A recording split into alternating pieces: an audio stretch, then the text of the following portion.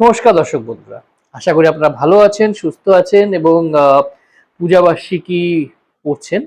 পূজাবার্ষিকী নিয়ে আমার কিছু রিভিউ আমার ফেসবুক পেজে, মানে আয়ুষ্মান মিত্র নামে যে ফেসবুক পেজটি আছে আমার, সেখানে আমি দিচ্ছি। যেরকম যেরকম গল্প পড়ছি, উপন্যাস পড়ছি সেখানে দিচ্ছি। নি জার্ক রিয়াকশন বলতে পারেন বা ইনিশিয়াল রিয়াকশন বলতে পারেন সেগুলো। ঠিক রিভিউ নয়, কিন্তু একটা আইডিয়া আপনারা পেয়ে যাবেন যে উপন্যাস বা গল্পগুলো আমার মতে কেমন।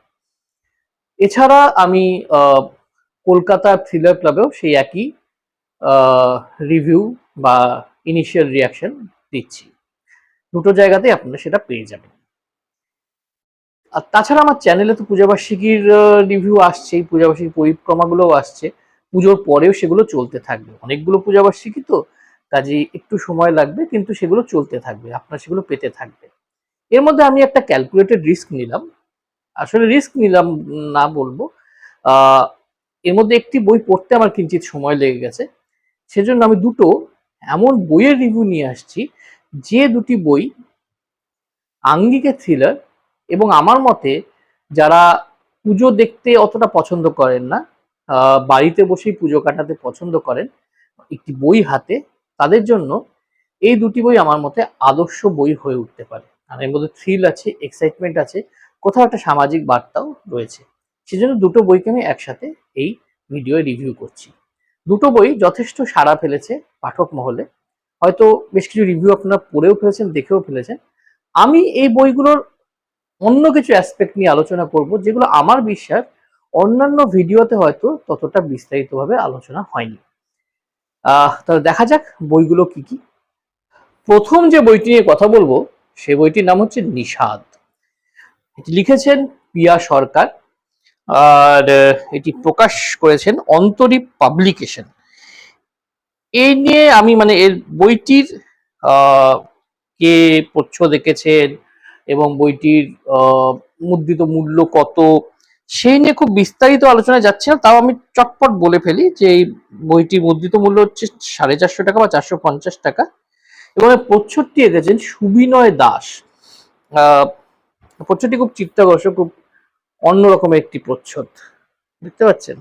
এটা দেখুন, দুটো লাইট পড়েছে, একটি মৃতদেহ শুয়ে রয়েছে, তার চারদিকে এরকম পাখি, আর পুলিশের জিপের লাইটটাই কিন্তু ব্যাক কাভারে বোঝা যাচ্ছে, পুলিশের জিপের লাইটটাই ফ্রন্ট কাভারে পড়ছে। যাই হোক, এটা হচ্ছে এর ফ্রন্ট কাভার এবং ব্যাকটা এরকম, স্পাইন মজবুত, ছাপা বাঁধাই খুবই ভালো। আর এখানে একটি পরিচিতি দেওয়া আছে, লেখিকার পরিচিতি দেওয়া আছে। যারা প্রথমবার পিয়ার লেখা বই পড়ছেন, এখানে একটি লেখক পরিচিতিও শেষ পাতায় দেওয়া আছে। তাহলে এবার বইটি কি নিয়ে দেখুন, এখানে একটি ব্লার্ব দেওয়া রয়েছে। এই ব্লার্বটি বইটি কি নিয়ে সেটা নিয়ে একটি আভাস আমাদের দিয়েছে। দুটি পরপর খুন, আপাতভাবে সরল সমাধান। তদন্তে নেমে SI দর্শনা বোস আবিষ্কার করেন যা সহজ তা সত্য নয়। সাধারণ জীবনযাপনের আড়ালে ওত পেতে আছে অবিশ্বাস, প্রতারণা ও অপরাধের ধূসর জগৎ। সামনে আসে 30 বছরের পুরনো এক অমীমাংসিত কেস, বিভৎসতায় যা কুঁকড়ে দেয় সমস্ত মানবিক মূল্যবোধকে।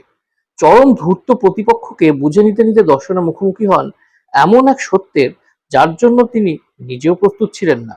নিষাদ শুধু গতিময় আর রুদ্ধশ্বাস অপরাধ কাহিনী নয়, এটি আসলে একটি প্রশ্ন চিহ্ন। অপরাধ না অপরাধী, কে বেশি ঘৃণ্য? তো বোঝাই যাচ্ছে, শেষ লাইনটা থেকে বোঝা যাচ্ছে যে এখানে অপরাধীর পরিচয় জানাটাও যেমন ইম্পর্টেন্ট, তেমনি যে অপরাধটা, যে ভিন্ন অপরাধটা এখানে হচ্ছে, সেটাও কিন্তু এই পুরো বইটিতে একটি গুরুত্বপূর্ণ অবস্থান রাখছে। তো এর গল্পটি খুব শর্ট করে আমি বলছি, কারণ এখানে কিন্তু এটা এমন একটা রহস্য কাহিনী যেখানে এর গল্পটা খুব সাদামাটা ভাবে বললে আপনাদেরও গল্পটা সাদামাটা বলেই মনে হবে। সাদামাটা বলে মনে হবে মানে খুব আউট অফ দ্য বক্স মনে হবে না। এর লেয়ার বা এর স্তরগুলোই হচ্ছে এর আসল ইউএসপি বা এই উপন্যাসটিকে এতটা পছন্দ করার চাবিকাঠি বলতে পারেন। তো ঘটনাটা হচ্ছে দুটো বিচ্ছিন্ন দুটো হত্যা নিয়ে উপন্যাসটি আবর্তিত হয়েছে। একটি হত্যা হচ্ছে একটি দেখবেন দক্ষিণ কলকাতায় এখন দেখা যাচ্ছে যে অনেক বহুতল গড়ে উঠছে, পুরনো বাগান বাড়ি বা ওই ধরনের যে বড় বাড়ির কম্পাউন্ড হতো সেগুলোকে ভেঙে সেরকম একটি জায়গায় একটি মৃতদেহ পাওয়া যাচ্ছে, তার হত্যা করা হয়েছে একজন মহিলার, একটি মেয়ের বলা যেতে পারে। আর তারপরেই আহ এসআই দর্শনা বোস যেখানে পোস্টেড রয়েছেন সেখানে একটি লাশ পাওয়া যাচ্ছে। এবার এই যে লাশটি পাওয়া যাচ্ছে তাকেই কিন্তু কলকাতার পুলিশ ওই মেয়েটি সম্ভাব্য হত্যাকারী হিসেবে প্রায় চিহ্নিতই করে ফেলেছিল বলা যেতে পারে। যেহেতু এই দুটো মৃত্যুর মধ্যে একটা গভীর যোগাযোগ রয়েছে, তাই দর্শনা বোস মানে ঠিক করেন যে তিনি কলকাতায় গিয়ে এই পুরো ব্যাপারটির ইনভেস্টিগেশন করবেন। ছেলেটি কেন, যদি মেয়েটিকে সে খুন করে থাকে, ছেলেটি মেয়েটিকে খুন কেন করেছিল এবং ছেলেটিকেই বা হত্যা করলো কি। তো মূলত এটাই হচ্ছে কিন্তু এই পুরো উপন্যাসটির গল্প, যদি ষাটে বলা যায়। এবার এর মধ্যে অনেকগুলো স্তর রয়েছে, এর মধ্যে চলে এসেছে কিছু ভিন্ন অপরাধ, যার মধ্যে মানুষের জটিল মনস্তত্ত্ব অন্তর্নিহিত রয়েছে। এছাড়া এর মধ্যে কিন্তু কিছু সোশ্যাল অ্যাসপেক্টের কথা বা সোশ্যাল স্ট্র্যাটিফিকেশনের কথাও এখানে উঠে এসছে। মানে এখানে আমরা দেখতে পাচ্ছি যে বাড়িতে কাজ করে বা যাদেরকে আমরা মানে সাদা বাংলায় কাজের মেয়ে বলে থাকি, তাদের জীবনযাত্রা, এছাড়া যারা অ্যাপ ডেলিভারি, যারা ফুড ডেলিভারি করে, অ্যাপ বেস ফুড ডেলিভারি যেগুলো আছে বা ফুড অ্যাগ্রিগেটার্স যারা আছে, যারা ডেলিভারি করে, সেই ডেলিভারি ম্যান, ডেলিভারি বয় যারা, তাদের জীবনযাত্রা, এছাড়া উচ্চবিত্ত কিছু উচ্ছৃঙ্খল ছেলে মেয়েদের জীবনযাত্রা, এই সবগুলোই কিন্তু এই উপন্যাসের মধ্যে রয়েছে, ওতপ্রোতভাবে জড়িয়ে রয়েছে। এছাড়া আমরা এখানে নানা রকমের ক্রাইমও কিন্তু রয়েছে, এক ধরনের ক্রাইমই যে এখানে রয়েছে তা নয়। এখানে এক বিকৃতকাম মানুষের অপরাধ রয়েছে, সে তো অবশ্যই আছে, সেটাই মূলত রয়েছে উপন্যাসে। এছাড়াও কিন্তু নানা রকম ক্রাইম আছে, মানে ধরুন ড্রাগ অ্যাবিউস আছে বা ড্রাগ পেডলিং আছে, ড্রাগ অ্যাবিউজের থেকে ভালো বলা যেতে পারে ড্রাগ পেডলিং রয়েছে। আমরা জানি যে নানা রকম সামাজিক প্রতিষ্ঠানের আড়ালে নানা রকম অপরাধ চলে, সেগুলোকেও লেখিকা এখানে হাইলাইট করেছেন। তো এই সবগুলো কিন্তু এখানে ওতপ্রোতভাবে জড়িয়ে আছে। এবার এই ধরনের উপন্যাসে একটা মুশকিল হয়ে যেতে পারে বা এই ধরনের উপন্যাসে একটা ডিমেরিট চলে আসতে পারে। সেটা কি? সেটা কিছুই নয়, সেটা হচ্ছে যে এই যে এত রকম অ্যাসপেক্ট একসঙ্গে একটি উপন্যাসে অ্যাড্রেস করা হয়েছে, কিন্তু একটা জগা খিচুড়ি হয়ে যেতে পারে পুরো প্লটটা। সেটা কি এখানে হয়েছে? উত্তর হচ্ছে না। একটা খুব বোল্ড করে যদি আমি এখানে লিখতে পারতাম, লিখতাম না, না, না। প্রত্যেকটি যে অ্যাসপেক্ট আমি এখানে ডিসকাস করলাম এখনো অবধি, সব কটাই কিন্তু এর মূল প্লটের সঙ্গে অঙ্গাঙ্গিভাবে জড়িত, এবং কোথাও, আই রিপিট, কোথাও কিন্তু লেখিকা সেই সুতোগুলো রাশ আলগা হতে দেননি। যদি আপনি জিজ্ঞেস করেন এই উপন্যাসে সবচেয়ে ভালো আপনার কি লেগেছে, এটাই আমার সবচেয়ে ভালো লেগেছে এর ফরম্যাটের দিক দিয়ে। ন্যারেটিভ যেটা, এই বইয়ের যা ন্যারেটিভ, সিনেমার মতো বইয়েরও তো ন্যারেটিভ থাকে, সেই ন্যারেটিভটা ভীষণ টাইট, ভীষণ টাইট। আপনি লুজ এন্ড ধরতে গেলে খুঁজেই পাবেন না, খুঁজে পেলেও তার নিতান্তই নগণ্য। দ্বিতীয় যেটা, সেটা হচ্ছে আজকাল পুলিশ প্রসিডিওরাল বা পপ ক্রাইম, কি বলবো, পুলিশ প্রসিডিওরাল ড্রামা বা এই ধরনের আর কি, মানে পুলিশের কর্মকাণ্ডকে বেস করে ট্রু ক্রাইম, এই ধরনের প্রচুর কাজ বাংলায় হচ্ছে, প্রচুর গল্প উপন্যাস লেখা হচ্ছে, অধিকাংশই খুব ভালো, খুব ওয়েল রিসার্চড। কিন্তু অনেক সময় কি হয় যে পুলিশের প্রসিডিওরটা, যে মূল ক্রাইম আছে বা সাসপেন্স আছে বা যে লেখনী আছে, বা সাহিত্য গুণ আছে সেটাকে ওই ন্যাড়া ন্যাড়া ডেসক্রিপশনটা ওভারকাম করে ফেলে। মাঝে মধ্যে সেটা কিন্তু হয়, আমরা অস্বীকার করতে পারবো না। এখানে কিন্তু সেটা একেবারেই হয়নি। পুলিশ প্রসিডিওর জায়গায় আছে, যে ঘটনাবলীর জায়গায় আছে, সাহিত্যগুণ প্রচুর মাত্রায় রয়েছে। মানে লেখিকার লেখনী জাস্ট অসাধারণ। আমি চেষ্টা করছি এই স্বল্প পরিসরেই আপনাকে দু চারটে লাইন পড়ে শোনানো। পাটুরির ঝিলের ওপর দিয়ে এক ঝাঁক পাখি উড়ে গিয়ে মেট্রো স্টেশনের পেছন দিকটায় চলে গেল। লাগোয়া লোকাল ট্রেনের প্ল্যাটফর্মের দিকে অনেক গাছপালা। এই সময় পথে হাঁটেন অনেকেই। পরিচ্ছন্ন রাজপথ, পলাশ নেই, তবে কৃষ্ণচূড়া গাছ আছে, এখনো ফুল আসেনি। চায়ের দোকানে সাইকেল আরোহীদের ভিড় বাড়ছিল। ক্রিং করে বেল বাজিয়ে 10টা দুধের প্যাকেট দিয়ে গেল দোকানিকে। স্টোভে কেরোসিন বাষ্প আর গতকালে বাসি চা পাতার মজে যাওয়া গন্ধ মিলিয়ে একটা হাওয়া দিল। তাতে পরের চাটা আর খেতে ইচ্ছে করলো না। একটা ঘেয়েও কুকুর কুণ্ডলি পাকিয়ে শুয়েছিল।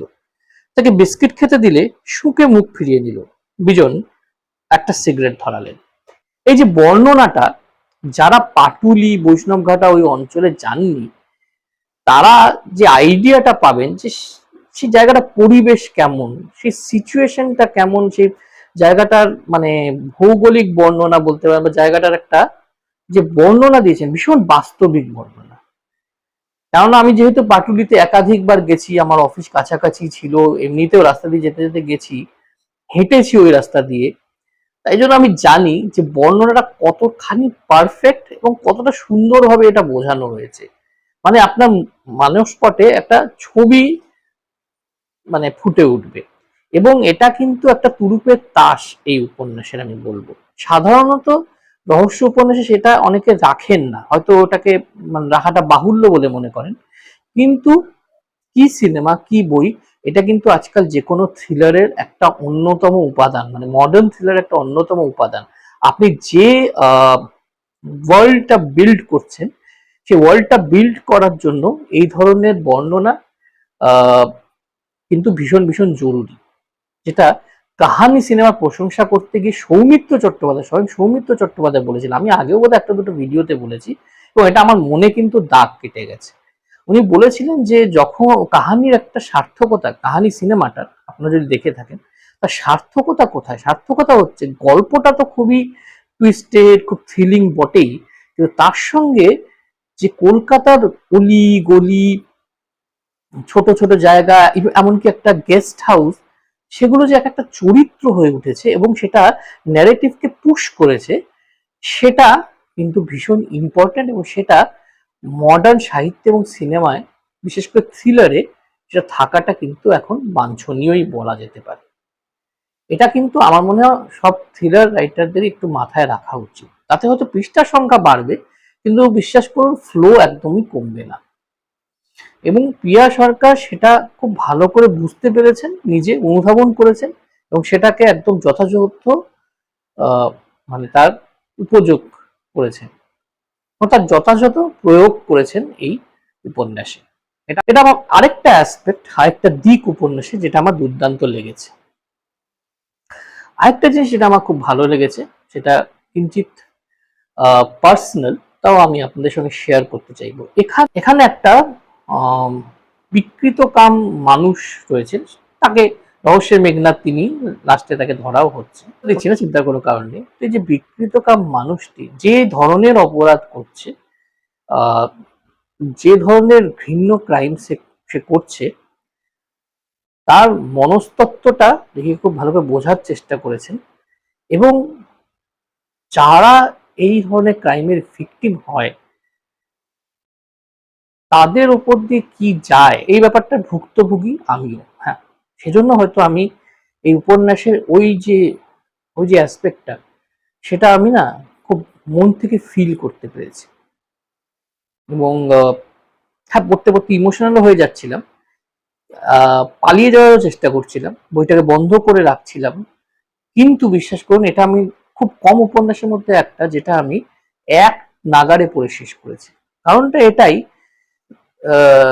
যে সেখানে কিন্তু লেখিকা যে পয়েন্টগুলো রেজ করেছেন প্রত্যেকটা ভীষণ বাস্তবিক, প্রত্যেকটাই ভীষণ প্র্যাকটিক্যাল এবং ভীষণ অন ইউর ফেস। মানে সেটা করতে কোনো রকম টাল বাহানা লেখিকা করেননি। সেজন্য প্রথম প্রথম একটু অসুবিধে হলেও পরে কিন্তু আমার মনে হয়েছে যে এ ধরনের ঘটনা যার সাথেই ঘটে থাকুক না কেন, this is the perfect book which can give you that courage to face the world with renewed vigor। হ্যাঁ, মানে একটা মানে চ্যালেঞ্জ নিয়ে আপনাকে পৃথিবীর সম্মুখীন হতে শেখাবে। আপনাকে, আপনি যে কারোর থেকে ইনফিরিয়ার কিছু নন, আপনার যে কোনো দোষ নেই, সেটা আপনি অনেক দৃঢ়তার সঙ্গে মুখ চিতিয়ে বলতে পারবেন। তো এটা একটা দিক যেটা আমার অবশ্যই খুব ভালো লেগেছে ব্যক্তিগত কারণের জন্য। কিন্তু আমার বিশ্বাস যারা সেন্সিটিভ পাঠক, যারা বিদগ্ধ পাঠক, তারাও এই জিনিসটার সঙ্গে রিলেট করতে পারবে। একটা ক্রাইম থ্রিলারে এই ধরনের একটা ইম্প্যাক্ট ক্রিয়েট করা কিন্তু সহজ নয়, এবং লেখিকা এর জন্য আমার কাছে অন্তত ফুল মার্কস পাবেন। Sensitive handling of the subject যাকে বলে, সেটা তিনি করেছেন এখানে। আরেকটি জিনিস যেটা আমার ভীষণ ভীষণ ভালো লেগেছে এই বইতে, যেটা না বললেই নয়, সেটা হচ্ছে ভীষণ সুন্দর চরিত্রায়ন। দর্শনা বোসের আগের গল্পগুলো আমি রিভিউ করেছিলাম বেশ কিছু বছর আগে, আপনারা দেখতে পারেন বৃশ্চিক চক্র বইটি আমি রিভিউ করেছিলাম। তো সেখানেও আমি দেখেছি যে চরিত্রগুলো ভীষণ স্ট্রং, দর্শনা বোসের চরিত্রটাই ভীষণ স্ট্রং, তা তো বটেই। তাছাড়াও এখানে ছোট ছোট যে চরিত্রগুলো রয়েছে তার প্রত্যেকে ভীষণ স্ট্রং, এবং এরাও ভীষণ বাস্তবিক। এই ধরনের মানুষজনদের আমরা রাস্তাঘাটে দেখে থাকি, হয়তো তাদের পাত্তাও দিই না, কিন্তু তাদের মধ্যে যে এত এত ডাইমেনশন আছে সেটা আমরা কোনদিন হয়তো ভাবিনি। প্রান্তিক মানুষজনদের কথাই বলছি আর কি, বলতে পারেন নাগরিক জীবনের প্রান্তিক মানুষজনদের কথা। লেখিকা খুব সাফল্যের সঙ্গে খুব সুন্দরভাবে সেই চরিত্রগুলোকে বিল্ড করেছেন, তাদেরকে থ্রু আউট দ্য মানে length and breadth of the novel কিন্তু তাদেরকে লালন করেছেন, এটাই বলা হয়তো যথাযথ হবে, তাদেরকে লালন করেছেন। এই জন্য চরিত্রগুলোর প্রত্যেকটারই না একটা আর্ক আছে, যেটা অনেকে কমপ্লেন করেন যে থ্রিলার উপন্যাসে সেটা নাকি থাকে না, বা চরিত্রগুলো একটা পয়েন্ট অফ টাইম গিয়ে আমাদের মধ্যে কোনো রেশ রেখে যায় না। চমক দেয় ঠিকই, রেশ রেখে যায় না। এখানে কিন্তু চরিত্রগুলোই আপনার মনের মধ্যে রেশ রেখে যাবে। এখানে একটি বাচ্চা ছেলে রয়েছে, তার মায়ের একটি চরিত্র আছে। চরিত্রটি কিন্তু খুব মেজর চরিত্র নয় উপন্যাসে, কিন্তু চরিত্রটি আপনার মনে একটা রেশ রেখে যাবে, এবং আপনি ভাববেন যে হ্যাঁ, এরকম চরিত্র আমরা দৈনন্দিন জীবনে না হোক কখনো কখনো আমাদের আশেপাশে, আমাদের অ্যাপার্টমেন্টে দেখেছি, অবশ্যই দেখেছি। উপন্যাসটা যখন আপনি শেষ হয়ে যাবে, রিলিফ তো আপনি পাবেনই, রিলিফ পাবেন অবভিয়াসলি, কারণ উপন্যাসটা ক্রাইমটা সলভ হয়ে যাচ্ছে। কিন্তু তার সঙ্গে আপনার মনে হবে যে এই একটা ঘটনাতেই কি, বা এই একজন ক্রিমিনালকে যে ধরা গেল, তাতে কি এই ধরনের ভিন্ন অপরাধ মুছে যাবে? সেই প্রশ্নটা আপনার মাথায় কখনো না কখনো আসবে। এই যে এটা ওপেন এন্ডেড, কোথাও না কোথাও ওপেন এন্ডেড ব্যাপার একটা রয়েছে, সেটা আমার খুব ভালো লেগেছে। জানি না এটা লেখিকা জেনে বুঝে করেছেন কিনা, নাকি আমারই মনে হয়েছে, কিন্তু আমার এই উপলব্ধিটা আমার নিজের খুব ভালো লেগেছে। এবার এই উপন্যাসে যদি কিছু খামতি বলতে হয়, তাহলে দুটো খুব মাইনর খামতি আছে। সেটা আমার মনে হয়েছে, আমার ব্যক্তিগত মতামত একান্তই, অনেকে সেটা পড়ে নাও মনে হতে পারে। প্রথমটা হচ্ছে যে নাটের গুরুকে, মানে রহস্যের মেঘনাদকে, সেটা আমি কিছুটা আগে থেকেই গেস করতে পেরেছিলাম। তাই জন্য একটা পয়েন্ট অফ টাইমের পরে আমার কাছে এই বইটি ওয়াইডানিট বেশি হয়ে গেছিল হুডানিটের কাছ থেকে। এবার আমার কাছে সেটা খুব বড় কোনো সমস্যা নয়, কিন্তু অনেকে যদি এটাকে একটা হুডানিট ভেবে থাকেন, যে একদম শেষ পাতা অবধি বা শেষ চ্যাপ্টার অবধি আপনি বুঝতে পারবেন না যে কে এসবের পেছনে আছে আর কি, যাই হচ্ছে না কেন, তাহলে কিন্তু সেই পাঠক একটু নিরাশ হতে পারে। তাই আগে থেকেই বলে রাখছি যে সেটা যারা প্রচুর থ্রিলার, প্রচুর গোয়েন্দা গল্প পড়েছেন দেশি বিদেশি, তাদের কাছে হয়তো সেই যে এই যে মানে কে করছে সেটা হয়তো কারো কারো মাথায় চলে আসতে পারে, কিন্তু তাতে কিন্তু এই বইটির বাকি যে এত গুণাবলী আছে, এত কিছু রয়েছে, আর বাকি যে টুইস্ট গুলো আছে সেগুলো কোনোভাবেই ছোট হয়ে যায় না, বরং এখানে বেশ কিছু চমক দেওয়ার টুইস্ট আছে যেগুলো আমি হলফ করে বলতে পারি আগে থেকে আন্দাজ করতেই পারবেন। এই যে আইডেন্টিফিকেশনটা, এটা কিন্তু এখানে কোথাও না কোথাও গৌণ। কি কেন হয়েছিল ব্যাপার, কেন সে এই অপরাধ করছিল, সেটাই কিন্তু এখানে মুখ্য আমার মতে। এবং সেভাবে যদি আপনি পড়েন তাহলে এই উপন্যাসটি আপনার কাছে আরো অনেক বেশি গ্রহণযোগ্য হয়ে উঠবে বলে আমার মনে হয়। তো এটা আমি পাঠকের দিক দিয়ে একটা খামতি বললাম, আমার দিক দিয়ে সেটা আমার কোনো বড় খামতি বলে মনেই হয়নি।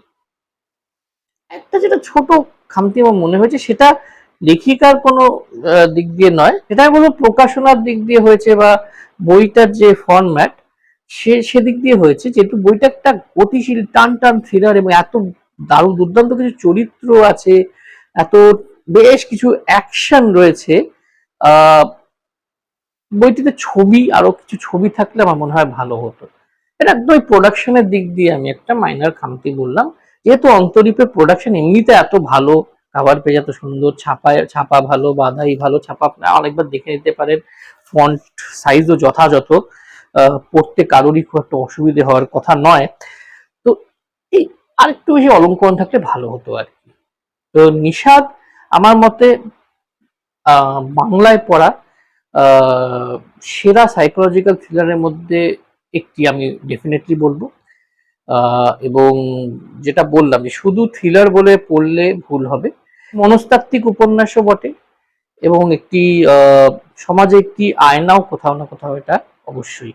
তো সেভাবে যদি পড়েন আপনারা এই উপন্যাসটিকে আরো অনেক বেশি এনজয় করতে পারবেন। মানে সব ধরনের পাঠকরা যারা থ্রিলার একটু এড়িয়ে চলেন তারাও কিন্তু এটা পড়ে আনন্দই পাবেন, বা এটা পড়ে ভাবতে বাধ্য হবেন, ভাবনার খোরাক জোগাবে তাদের।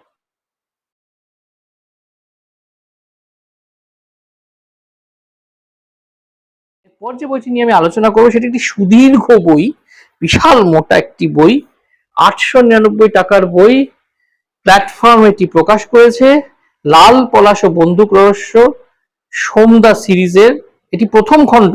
প্রথম খণ্ড এতটা মোটা। লেখক হচ্ছেন দীপ মহান্তি। এর মুদ্রিত মূল্য যেটা বললাম 899 টাকা। এর প্রচ্ছদ এঁকেছেন কৃষ্ণেন্দু মন্ডল এবং ভেতরে অলংকরণ রয়েছে সেগুলো করেছেন সৌরভ দাস।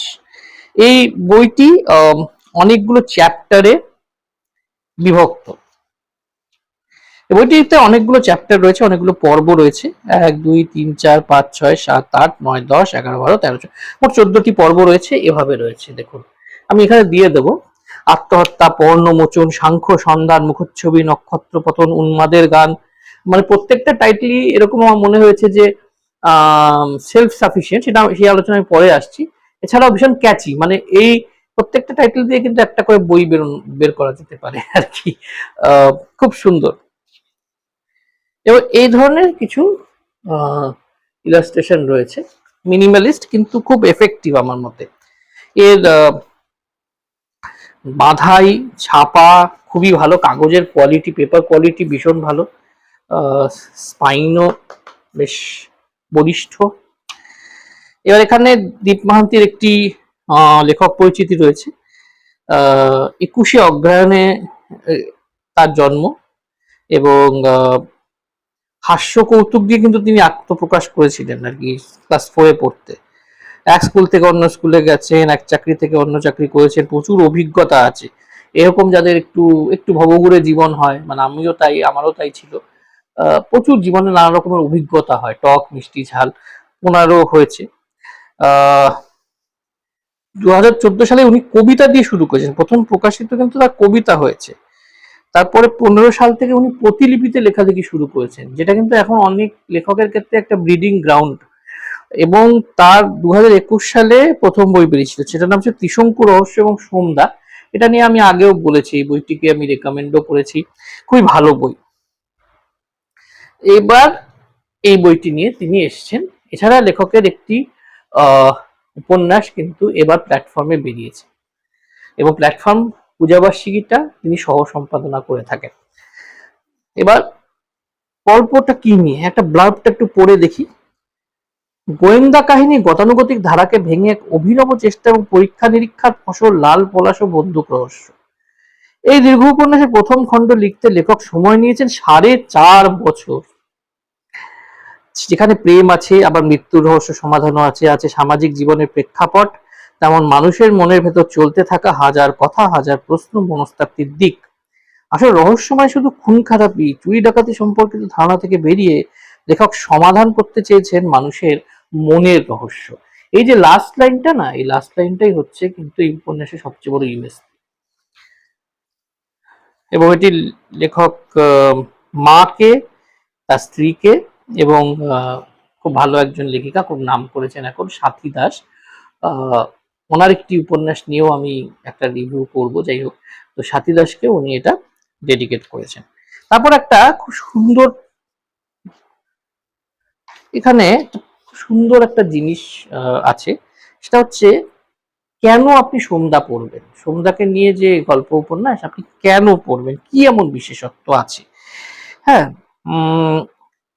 যেখানে সন্ধ্যার ইউনিকনেস, তার ইউএসপি, সেটা নিয়ে মেঘা মিত্র লেখিকা উনি আলোচনা করেছেন। এটা কিন্তু সন্ধ্যাকে নিয়ে পড়ার আগ্রহ পাঠকদের মনে বাড়িয়ে তুলবে। মানে খুবই সুন্দরভাবে এটা লেখা হয়েছে। আমি বলবো যে এটা বইটির ক্ষেত্রে একটি হাইলাইট। হুম। এবং এখানে কল্যাণ মান্তি প্রধান শিক্ষক, ওনারও একটা মানে পুরুলিয়ার একটি স্কুলের উনি প্রধান শিক্ষক, ওনারও একটি ভূমিকা রয়েছে। উনি কিভাবে প্রুফ দেখে দিয়েছিলেন দীপ মান্তির প্রথম মানে গোয়েন্দা উপন্যাসে, সেসব নিয়ে একটা আলোচনা রয়েছে। এগুলো কিন্তু প্রত্যেকটা খুব সুলিখিত, এগুলো কথা আমি নর্মালি বলি না, কিন্তু এটা প্রত্যেকটা খুব সুলিখিত বলে আমি বললাম। এবার তারপরে বইটা শুরু হচ্ছে।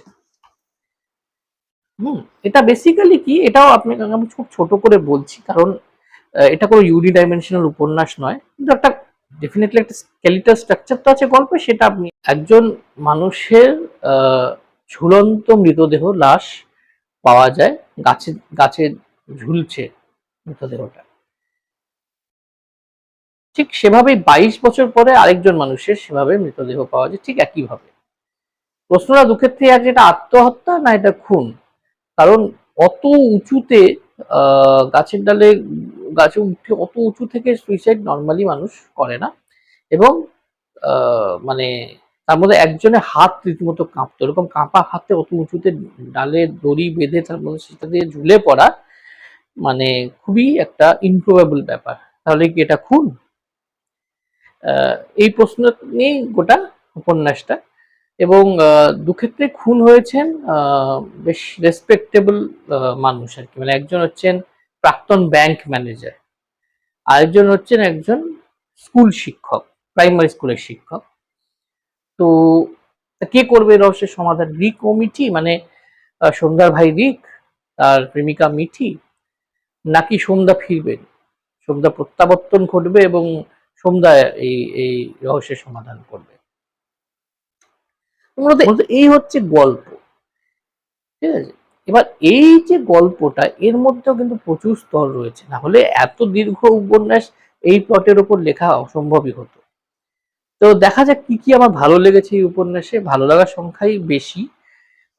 প্রথম যেটা আমার খুব ভালো লেগেছে সেটা হচ্ছে যে, আবার যেটা আগে নিষাদ নিয়ে আলোচনা করার সময় বলেছিলাম, সেটাই এখানেও বলি, যে মানে জায়গাগুলোর যে বর্ণনা আছে, যে যে যে জায়গায় খুন হয়েছে, যেখানে যেখানে যেখানে তদন্ত করতে যাচ্ছে সন্ধ্যা, এটা আমি আগেও সন্ধ্যার আগের বইতেও আমি দেখেছিলাম, সেই জায়গাগুলোর বর্ণনা ভীষণ সুন্দরভাবে করা হয়েছে। এবং যেহেতু লেখক ওই এলাকারই মানুষ, সেজন্য আরো ভালোভাবে, আরো দুর্দান্ত, আরো গভীরভাবে আহ, এর বর্ণনা তিনি করেছেন, এই জায়গাগুলোর বর্ণনা তিনি দিয়েছেন আর কি। প্রতিটা জায়গায় আপনার সেটা অনুভূত হবে। আপনি আপনার মনে হবে যে আপনার সামনে একটি সিনেমা চলছে এবং আপনি সেই সিনেমার একটি অংশ, এতটাই ভিজুয়াল।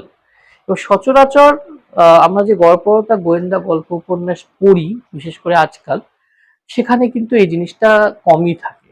সেজন্য আমার এটা আরো বেশি করে ভালো লেগেছে।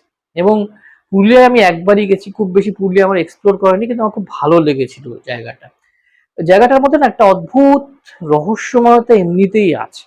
ও সেই জায়গার রহস্যময়তাটাকেও লেখক খুব এফেক্টিভলি খুব সুন্দরভাবে তুলে ধরেছেন। আর মানে পশ্চিমবঙ্গের অন্যান্য জেলার মতন না এই জেলাগুলো খুব ডেন্সলি পপুলেটেড নয়, বুঝলেন তো? অনেক জায়গা খুব ফাঁকা ফাঁকা রয়েছে, রাস্তার ধারে ধুধু করছে মাঠ, এরকম অনেক জায়গা রয়েছে। সেই জায়গাগুলোর যে একটা লোনলিনেস, একটা একাকিত্ব, তার থেকে যে নানা বাঁধে রহস্য, নানান একটা একটা গা শিরশিরে অনুভব, সেটা কিন্তু মানে খুব জরুরি একটা থ্রিলারের পক্ষে, টু থ্রিল, ও সেটা লেখক ভীষণ এফেক্টিভলি এখানে এনেছে, সেটা আমার ভীষণ ভীষণ ভালো লেগেছে। দ্বিতীয়ত ওখানকার মানুষজনদের কিছু সমস্যা, সামাজিক সমস্যাও, এবং তার থেকে তারা কিছু ড্রাস্টিক স্টেপস নিয়ে ফেলেন বা ফেলতেন আর কি, সেগুলো লেখক নানা রকম ভাবে এখানে বোঝানোর চেষ্টা করেছেন, খুব অন ইউর ফেস নয়, এবং সেটাই হচ্ছে বিউটি। মানে একদম আপনাকে চোখে আঙুল দিয়ে দেখিয়ে দেবে না, কিন্তু আপনাকে ভেতর থেকে সেটা সেই সেই কম্প্যাশনটা অনুভূতি হবে আপনার, আপনি আরো বেশি কম্প্যাশনেট হবেন সেই সমস্যাগুলোর সঙ্গে। তো কাজেই এটাও কিন্তু পুরোপুরি শুধু একটা মানে টান টান থ্রিলার তা নয়, এর মধ্যে অনেকগুলো স্তর রয়েছে, ঠিক আছে? এবং সেটাই হয়তো মেঘামিত্র যেটা লিখেছেন সোমদাকে অন্যান্য গোয়েন্দাদের থেকে অনেকটাই আলাদা করে দেয়।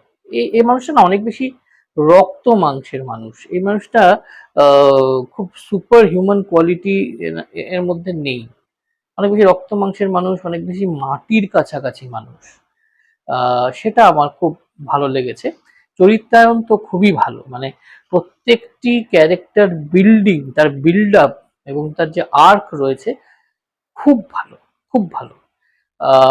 এছাড়া এর যে ক্লাইম্যাক্সটা রয়েছে, এটা যেহেতু প্রথম খণ্ড, তার মানে এটা নয় যে ক্লাইম্যাক্সটা খুব দায়সারা ভাবে লেখক লিখে ছেড়ে দিয়েছেন। দ্বিতীয় খণ্ডের জন্য স্কোপ রেখেছেন, ডেফিনেটলি রাখতেই হবে, যেহেতু আগে থেকে উনি মনস্থির করেছেন যে দুটো খণ্ডে বেরোবে। কিন্তু এত সুদীর্ঘ উপন্যাসে পড়ার পর আপনার মনে হবে যে ঠিক আছে, মানে এটাও একটা সেলফ সাফিসিয়েন্ট একটা বই কিন্তু। হ্যাঁ, এরপর দ্বিতীয় খণ্ডটা সময় নিয়ে বেরোলেও হবে আর কি। হ্যাঁ, কিছু প্রশ্নের উত্তর প্রথম খণ্ডেই পেয়ে যাওয়া যায়, সেটা একদিক দিয়ে আমার মতে ভালো। কোনো কারণে যদি দ্বিতীয় খণ্ড পড়া না হয়, আমারই ধরুন পড়া না হলো, আমি কিন্তু প্রথম খণ্ড নিয়ে বেশ কিছুটা স্যাটিসফাইড থাকবো সেক্ষেত্রে, মানে অ্যাজ আ রিডার আমি বলছি। এর আরেকটা ভীষণ ভীষণ ভালো জিনিস হচ্ছে এই যে চ্যাপ্টারে উনি লেখক ডিভাইড করেছেন, এই প্রত্যেকটা চ্যাপ্টার কিন্তু ইন ইটসেলফ একটা গল্পের মানে একটা সেলফ সাফিসিয়েন্ট বড় গল্প হতে পারে, উপন্যাস না হোক বড় গল্প হতে পারে। কারণ মানে ওই চ্যাপ্টারটা পড়ে আপনার একটা স্যাটিসফ্যাকশন হবে, দূর দুম করে শেষ হয়ে গেল সেটাও মনে হবে না, বা এ কি এ তো টেনেই যাচ্ছে রে বাবা সেটাও আপনার কিন্তু মনে হবে না, কারণ এত বড় উপন্যাস লেখার পক্ষে তো সেটা একটা বিশাল রিস্কি ব্যাপার হয়ে যায়, 4.5 বছর ধরে এত মোটা একটা উপন্যাস লিখেছে, তাও আবার গোয়েন্দা উপন্যাস, বুঝতে পারছেন? কিন্তু এই যে চ্যাপ্টার তিনি ডিভাইড করে দিয়েছেন, একদিকে খুব বুদ্ধিমানের কাজ করেছেন, প্রত্যেকটা চ্যাপ্টার পরে একটা ছোট রিলিফ আপনি নেবেন, আবার নতুন উদ্যমে আরেকটা চ্যাপ্টার পড়তে আপনি শুরু করবেন। এখান থেকেই আমার যে দুটো একটু খামতি এই বইয়ের মনে হয়েছে বা ডিমেরিট মনে হয়েছে সেখানে চলে আসি। সেটা হচ্ছে যে এই যে ট্রানজিশন গুলো হচ্ছে, এখানে কিন্তু ট্রানজিশন হচ্ছে, মানে কয়েকটা চ্যাপ্টার এরকম আছে যে একটা চ্যাপ্টার পর একটা চ্যাপ্টার একটা মেজর ট্রানজিশন হয়ে যাচ্ছে, মানে যেমন সিন থেকে সিনে ট্রানজিশন হয় সিনেমাতে, বা even আমাদের ইউটিউব ভিডিওতেও হয় দেখবেন, সেই ট্রানজিশনটা স্মুথ হওয়া খুব দরকার, কারণ কখনো কখনো সেটা দুটো আলাদা টাইম লাইনেও ঘটছে, সেখানে কখনো কখনো লেখক হোঁচট খেয়েছেন ন্যারেটিভ ওয়াইজ, মানে আমরা চট করে সেই ট্রানজিশনটা আমাদের স্মুথ বলে মনে হয় না, আমাদেরকে একটু এফোর্ট লাগিয়ে আবার পেছনে ফিরে যেতে হয়, আচ্ছা এটা এটা হয়েছিল, আচ্ছা এই রিলেশনটা এটা একটু একটু কোথাও কোথাও হয়েছে, ঠিক আছে? যেহেতু উপন্যাসটা ওভারঅল এত ভালো, তাই আমি একটু এটাকে ইংরেজিতে বলে না নেট পিকিং করা, সেটা করলাম, বুঝলেন তো? তবে এটা খুব বড় কোনো সমস্যা নয়। আমার মনে হয় যে দ্বিতীয় খণ্ড যখন আসবে তখন ট্রানজিশন গুলো আরো অনেক স্মুথ হয়ে যাবে। এছাড়া আমার যেটা মনে হয়েছে যে এখানে একটা প্রেম কাহিনীও চলছে, আহ একটি একটা একটা ব্রোম্যান্স বলা যেতে পারে, মানে ভাইয়ের ভাইয়ের মধ্যে কখনো মান অভিমান, কখনো বন্ধুত্ব, কখনো ভালোবাসা, সেটাও চলছে। আর যে এখানে অন্যান্য চরিত্ররা রয়েছেন যাদেরকে ফ্রিঞ্জ ক্যারেক্টার বলা যায়, তাদেরও কিন্তু আহ, ইতিহাস রয়েছে, তাদেরও একটা ব্যাকগ্রাউন্ড রয়েছে। তো মাঝে মাঝে সেগুলো বেশিরভাগ সময় খুব এফার্টলেসলি গেছে, খুব স্পিডেই গেছে, কিন্তু মাঝে মাঝে সেগুলো মনে হয়েছে যে মূল যে কাহিনীর গতিপথ সেখানে একটু একটু রোড ব্লকের সৃষ্টি করেছে।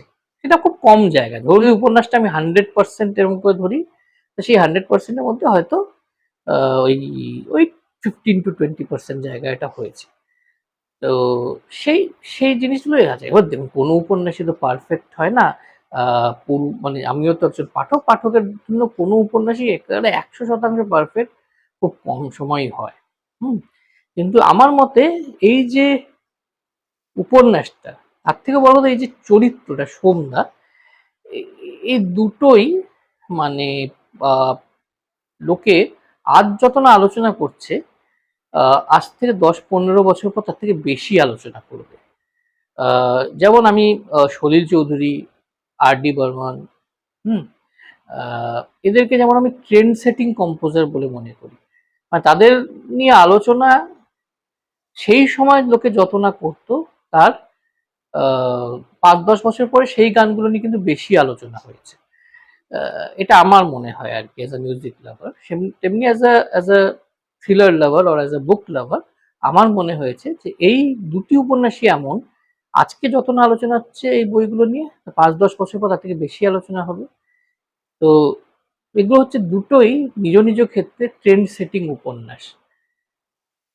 কাজে দুটো উপন্যাসই আপনাদের সংগ্রহ যদি না থাকে, চটপট সংগ্রহ করে আপনারা কিন্তু পড়তেই পারেন।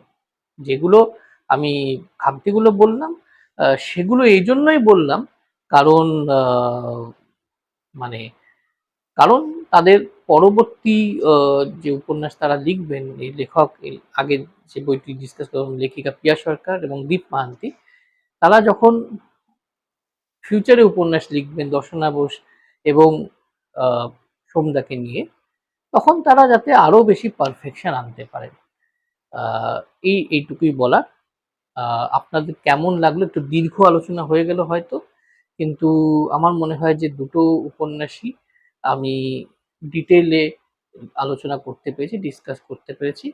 আপনারা জানাবেন কেমন লাগলো, ভালো লাগলেও জানাবেন। যদি আপনাদের কিছু পয়েন্টস থাকে উপন্যাসগুলো নিয়ে, সেগুলো কমেন্ট বক্সে নির্দ্বিধায় জানাতে পারেন আমাকে, আমার ফেসবুক পেজে আমাকে মেসেঞ্জারে ইনবক্স করেও জানাতে পারেন। আজ তাহলে এই পর্যন্তই। এরপরে পূজাবার্ষিকী নিয়ে আমার রিভিউ চলে আসবে আপনাদের কাছে, এবার খুব শিগগিরই আসবে। আপনাদেরকে দুর্গাপুজোর আহ, শুভেচ্ছা, প্রীতি, ভালোবাসা। পুজো ভালো করে কাটাবেন। মহালয়ায় রেডিওয়ে মহালয়া শুনবেন, এ তো বাঙালিদের ঐতিহ্যের একটি অঙ্গ।